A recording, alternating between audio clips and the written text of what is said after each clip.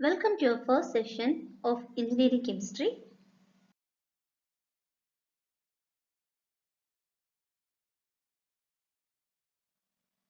I am Dr. B. Jyotirmayi, Associate Professor from GRIT. We are going to discuss about our first unit topics and also a few introduction of atomic and molecular orbitals.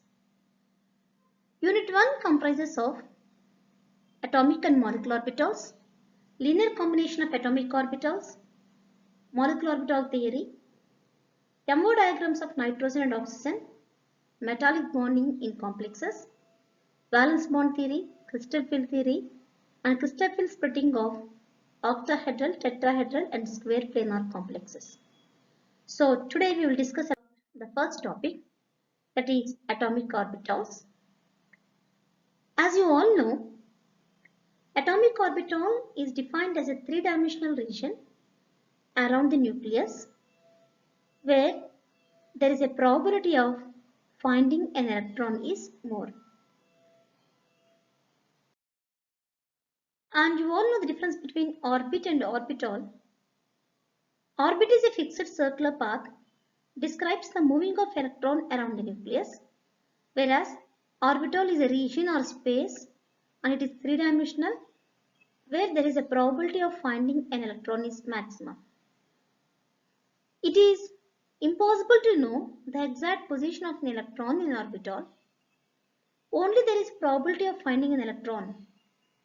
But the movement of the electron is definite in an orbit and distance of the orbit from the nucleus for a given electron is fixed. Here, for orbital, Heisenberg uncertainty principle is generally taken into consideration. But in an orbit, the position and velocity of a moving electron can be calculated with great accuracy. As you all know, all orbits are circular and orbitals are of different shapes. So we will just see the figure of orbits and orbitals. I think you can remember s orbital and p orbital after viewing these pictures. Anyhow, quantum mechanics speaks about the motion of the objects. At the same time, atomic orbitals are classified or specified by three quantum numbers. According to Heisenberg uncertainty principle, it is not possible to give exact position of an electron and its energy at the same time. But the probability of finding an electron in an orbital can be determined. And as you are watching, this is the Schrodinger wave equation in terms of Cartesian coordinates. And this is Schrodinger wave equation which involves r, theta and phi in terms of spherical coordinates. The solutions of the Schrodinger wave equation, which are expressed in terms of r, theta and phi, are acceptable solutions only if they follow the following restrictions for n, l and m values. So, principal quantum number is n, azimuthal quantum number is l, magnetic quantum number is m. The n and m values are acceptable, that is n is equal to 1, 2, 3, l is equal to 0, 1, 2, 2, n minus 1, m is minus l to plus l are acceptable solutions of Schrodinger wave equation. The quantum mechanical approach helps us to calculate the value of psi for an electron for known values of n, l and m. As you all know, the electron has dual nature. Electron can be a particle or it can also be a wave. If we consider electron as a wave, then we will consider it as psi value, that is wave function. As psi is not determined, psi square is a probability of finding an electron at any particular point and it can be calculated. It is quantized. So, depending upon the values or the solutions of psi from the Schrodinger wave equation, we have the values of n, l and m. If l is equal to 0, s orbital. If l is equal to 1, p orbital. L is equal to 2, d orbital and L is equal to 3, f orbital. So the slide shows the principal quantum number with the symbol n and the range is 1, 2, 3, 4. And the principal quantum number speaks about relative size and energy level of an orbital. Azimuthal quantum number is symbol L and its values ranges from 0 to n minus 1. And azimuthal quantum number speaks about or gives importance about shape of the orbital. Magnetic quantum number is ML. It speaks about the orientation of the orbital in space. We have in our syllabus shapes of orbitals. The shape of an orbital can be found from the probabilities of different points around the nucleus, which are obtained by finding the values of wave function psi. So, the s orbital is spherical in shape. In the true sense, it is not the round shape, but if there is a nucleus here, the probability of finding the electron around the nucleus is in this region. Since this region appears to be circular, we have given a shape for this s orbital. And this is 1s orbital. If you observe, there is a node. The probability of finding electron in this region is 0. After this node, we have 2s orbital. So in between 1s and 2s orbitals, there are nodes. So it is one node. If there are 3 s orbitals, number of nodes will be 2. So you can draw one more orbital here in the circular shape. 2s orbital, so this is nothing but the region around the nucleus where the probability of finding electron is maximum. So these are px, py and pz orbitals, as you all know. Px along x-axis, py along y-axis and pz oriented along z-axis. And there are 5 d orbitals, dxy, dyz and dxz, which are in between the axes. And these are axial orbitals, dx square minus y square, which is along xy axis, and dz square orbital, which is along z axis. So these are the atomic orbitals.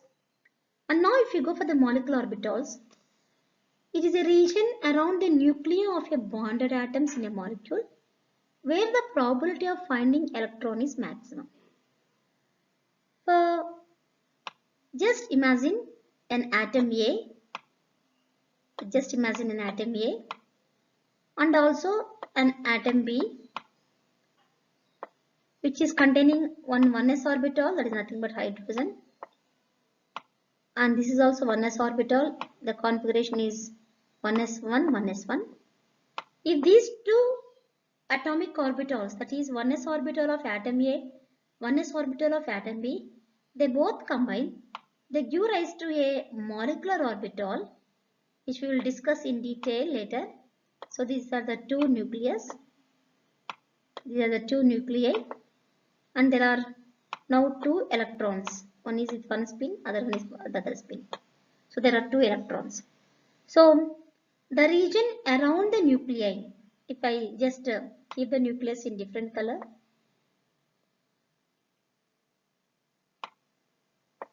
two nucleus in different colors, the region around the nuclei of bonded atoms in a molecule where the probability of finding electron is maximum is called molecular orbital. So this is atomic orbital A, 1s of A atom, atomic orbital 1s of B atom. They both combine, overlap to give a molecular orbital. The probability of finding electron in molecular orbital will be maximum when compared to atomic orbital. So we'll discuss in detail in the next sessions about molecular orbital theory, formation of molecular orbitals, LCO mechanism, etc. For today's session, how many types of molecular orbitals are there? Sigma, pi, delta, phi and gamma. Generally, sigma molecular orbitals are found because of s and s overlap and also s and pz overlap. That is, pz is along the axis, both overlapping along the axis. Pi symmetry of molecular orbitals is because of sidewise overlap. Delta is most probably because of the overlapping of d orbitals. And phi and gamma are of higher order molecular orbitals. So we can conclude with the differences between atomic orbitals and molecular orbitals. Atomic orbitals, they belong to one specific atom only, whereas MOs belong to all the atoms in a molecule. They are internal characteristics of an atom They result when atomic orbitals of similar energies combine. Atomic orbitals have simple shapes, whereas the molecular orbitals have complex shapes. SPDF are considered as atomic orbitals, but sigma, pi, delta, phi, and gamma are considered as molecular orbitals. Atomic orbital is monocentric and molecular orbital is polycentric. The studies of these orbitals are less than, the stabilities of these orbitals are less than bonding and more than anti-bonding. We'll come across this in the next session. Whereas the stability of these orbitals is either or less than atomic orbitals. So this is about the differences between atomic orbitals and molecular orbitals. To summarize, we have discussed about what is the definition of atomic orbital, what is the definition of molecular orbital, and also initially we have gone through the differences between orbit and orbital, and we have also gone through different shapes of atomic orbitals. In the next class, we will discuss about molecular orbital theory and overlapping of different atomic orbitals, their interactions to give molecular orbitals. Thank you.